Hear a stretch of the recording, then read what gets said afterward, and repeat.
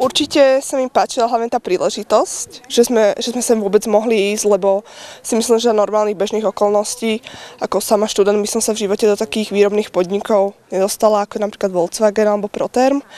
Určite sa mi páčilo najviac to, že som videla aplikovanie teórie v praxe. Videla som veci, ktoré by som ináč nemala nikdy šancu vidieť, ale asi najviac sa mi to páčilo v tom Volkswagene. Mohli sme vidieť tú aplikáciu tej teórie v podstate v praxi. To bolo to veľké plus, určite. Ja ako obyvateľ Skalice som veľmi rád, že sa študenti dostali sem a väčšinou poprvýkrát mali možnosť poznať aj tento kút Slovenska. Asi najviac sa mi páčilo tak všeobecne vo firme Proterm v Skalici, keďže tam bol aj tá moderná technológia spolu s tým prístupom k zamestnancom. Ja si myslím, že to je pre študentov super.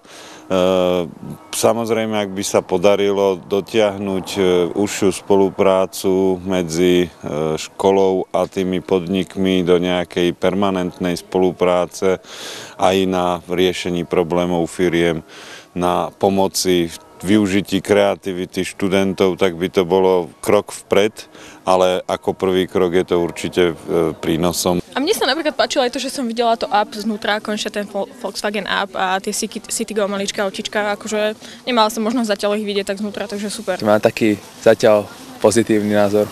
Aha. Ja si takisto. Najviac sa mi páčil z exkurzie Volkswagen a Ako bola pekná aj skalica. Takéto exkurzie mali byť súčasťou každého študijného programu automaticky, pretože v podstate my na vysokej škole nemôžeme zabezpečiť ten priamy kontakt s výrobou a vidieť, ako to v praxi funguje. Podľa môjho názoru je mimoriadne dôležité, aby každý študent povinne absolvoval takúto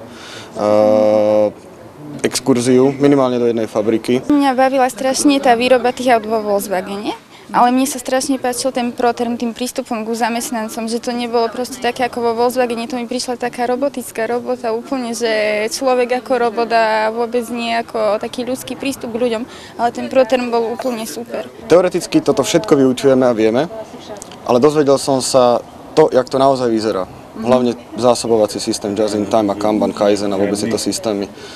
Je to úplne iné. Toto je perfektná skúsenosť pre študentov, že taký dotyk s praxou, možno pre mnohých ľudí je to prvý dotyk s praxou, že vidia, ako to naozaj reálne vyzerá v tých závodoch, v ktorých my sme boli, tak tá práca bola naozaj bohovsky zorganizovaná. Volkswagen mal neskutočne zautomatizovanú, zorganizovanú prácu a zase tu, čo sme boli naposledy v Proterme, tam bola jedna krásna vec, že tí ľudia, čo robili na tých teda jednotlivých pracoviskách, stanoviskách, mali návody práce urobené vo videoformáte, takže im vlastne tam prebiehal film a mali tam šípky, že čo, kedy, akú operáciu majú vykonať a keď spravili nejakú chybu, tak tuším, že sa im tam zobrazilo červeným, že to nie je správna súčiastka, čiže to bolo veľmi, veľmi krásne. A bolo to ešte veľmi dobre dané aj preto, že dané chybné výrobky v podstate tým pádom boli úplne zamedzené, pretože už chyba sa odstránila priamo v procese výroby, čo je úplne perfektné na týchto výrobkoch, teda že neprídu takéto chybné do domácnosti, ale odstránia sa už hneď vo výrobnom procese. Je vždycky dobré si uvedomiť aj z pohľadu učiteľa, aj z pohľadu študenta, ako náročná je vôbec tá výrobná sféra a ako najmenšie detaily môžu spôsobovať veľké dôsledky a veľké problémy firiem. Zanedbanie jednotlivej činnosti môže skutočne, je to organizmus, ktorý je strašne komplexný a strašne funkčný a zo školskej lavici sa zdá jednoduchý. A práve keď človek to vidí v tých výrobných halách, tak zistí, že to tak jednoduché nie je.